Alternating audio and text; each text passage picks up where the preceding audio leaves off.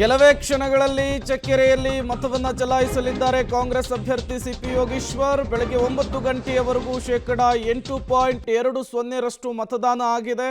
ಇನ್ನೂ ಕೂಡ ಮತದಾನದ ಪ್ರಕ್ರಿಯೆ ಚುರುಕುಗೊಂಡಿರುವಂತಹದ್ದು. 2 ಗಂಟೆಯಲ್ಲಿ 8% ಮತದಾನವಾಗಿರುವಂತಹದ್ದು. ಮತ್ತಷ್ಟು ಡೀಟೇಲ್ಸ್ ಕೊಡ್ತಾರೆ ಶ್ರೀನಿವಾಸ್, ನೇರ ಸಂಪರ್ಕದಲ್ಲಿ ಜಾಯಿನ್ ಆಗಿದ್ದಾರೆ. ಶ್ರೀನಿವಾಸ, 9 ಗಂಟೆ ಅಷ್ಟೊತ್ತಿಗೆ 8% ಮತದಾನವಾಗಿದೆ. 9 ಗಂಟೆಯ ನಂತರ ಮತದಾರರ ಸಂಖ್ಯೆ ಹೆಚ್ಚಾಗುವಂತಹ ಸಾಧ್ಯತೆ ಹೇಗಿದೆ? ಜೊತೆಗೆ ಮತದಾರರ ಉತ್ಸಾಹ ಹೇಗಿದೆ ಅಂತ ಹೇಳಿ. ಪ್ರೇಮ್, ಚನ್ನಪಟ್ಟಣ 2 ಕ್ಷೇತ್ರ ಅಂದ್ರೆ ಸಂಡೂರು ಮತ್ತೆ ಶಿಗ್ಗಾಂವ್ ಕ್ಷೇತ್ರವನ್ನ ಹೊರತುಪಡಿಸಿ ದೊಡ್ಡ ಮಟ್ಟದ ಹೈವೋಲ್ಟೇಜ್ ಕ್ಷೇತ್ರವಾಗಿದೆ. ಸಹಜವಾಗಿ ಯೋಗೇಶ್ವರ್ ಮತ್ತೆ ನಿಖಿಲ್ ಕುಮಾರಸ್ವಾಮಿ ಅಭ್ಯರ್ಥಿ ಆದ್ರೂ ಕೂಡ ಡಿ.ಕೆ. ಶಿವಕುಮಾರ್ ಮತ್ತೆ ಕುಮಾರಸ್ವಾಮಿ ನಡುವಿನ ರಾಜಕೀಯ ಜಿದ್ದಾಜಿದ್ದಿಗೆ ಚನ್ನಪಟ್ಟಣ ಸಾಕ್ಷಿಯಾಗಿರುವಂತದ್ದು. ಬೆಳಗ್ಗೆ 7 ಗಂಟೆಯಿಂದನೇ ಮತದಾರರು ಅತ್ಯಂತ ಉತ್ಸಾಹದಿಂದ ಬಂದು ಮತಕೇಂದ್ರಗಳಲ್ಲಿ ಮತದಾನ ಮಾಡ್ತಿದ್ದಾರೆ. ವೃದ್ಧರು, ಮಹಿಳೆಯರು, ಯುವಕರು, ಫಸ್ಟ್ ಟೈಮ್ ವೋಟರ್ಸ್ ಹೆಚ್ಚಾಗಿ ಬಂದು ಮತದಾನ ಪ್ರಕ್ರಿಯೆಯಲ್ಲಿ ಪಾಲ್ಗೊಳ್ತಿದ್ದಾರೆ.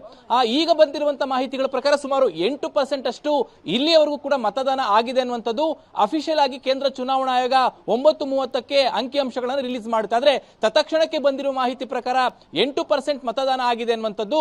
ಒಟ್ಟಾರೆಯಾಗಿ ಚನ್ನಪಟ್ಟಣದಲ್ಲಿ ಈ ಬಾರಿ ಜಿದ್ದಾಜಿದ್ದಿನ ಕ್ಷೇತ್ರ ಆಗಿರೋದ್ರಿಂದ ಯುವಕರು, ಮಹಿಳೆಯರು, ಫಸ್ಟ್ ಟೈಮ್ ವೋಟರ್ಸ್, ವೃದ್ಧರು, ವೀಲ್ ಚೇರ್ ನಲ್ಲಿ ಬಂದು ವಿಕಲಚೇತನರು, ಸೊ ಎಲ್ಲರೂ ಕೂಡ ಬಂದು ಉತ್ಸಾಹದಿಂದ ಮತದಾನವನ್ನ ಮಾಡ್ತಿದ್ದಾರೆ. ಯೋಗೇಶ್ವರ್ ಅವರು ಇನ್ನು ಕೆಲವೇ ಹೊತ್ತಿನಲ್ಲಿ ತಮ್ಮ ಗ್ರಾಮ ಚಕ್ಕೆರೆಯಲ್ಲಿ ಮತದಾನ ಮಾಡ್ತಾರೆ.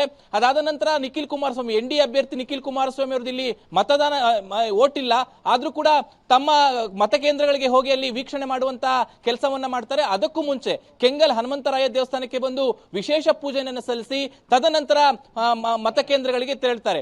ಒಟ್ಟಾಗಿ ಚನ್ನಪಟ್ಟಣ ಕ್ಷೇತ್ರ ಏನಿದೆ ಮತದಾನ ಬಿರುಸುಗೊಂಡಿದೆ. ಗಂಟೆಗಳು ಕಳೆದಂತೆ ಮತದಾರರು ಮತಕೇಂದ್ರಕ್ಕೆ ಬಂದು ಉತ್ಸಾಹದಿಂದ ಮತದಾನ ಮಾಡ್ತಿರುವಂತಹ ದೃಶ್ಯಗಳು ನಮಗೆ ಕಂಡುಬರುತ್ತೆ. Prem, okay, thank you Srinivas ತಮ್ಮೆಲ್ಲ ಮಾಹಿತಿಗಾಗಿ. ಇನ್ನೇನು ಕೆಲವೇ ಕ್ಷಣಗಳಲ್ಲಿ ಕಾಂಗ್ರೆಸ್ನ ಅಭ್ಯರ್ಥಿ ಸಿಪಿ ಯೋಗೀಶ್ವರ್ ತಮ್ಮ ಹಕ್ಕನ್ನು ಚಲಾಯಿಸ್ತಾರೆ.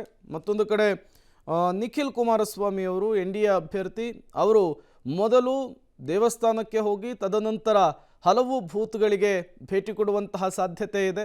ಏನೆಲ್ಲ ಪ್ರಕ್ರಿಯೆಗಳಾಗ್ತಾ ಇದೆ ಎಲ್ಲದರ ಬಗ್ಗೆಯೂ ಕೂಡ ಮಾಹಿತಿಯನ್ನು ಪಡೀಲಿಕ್ಕೆ ಮುಂದಾಗುವಂತಹದ್ದು.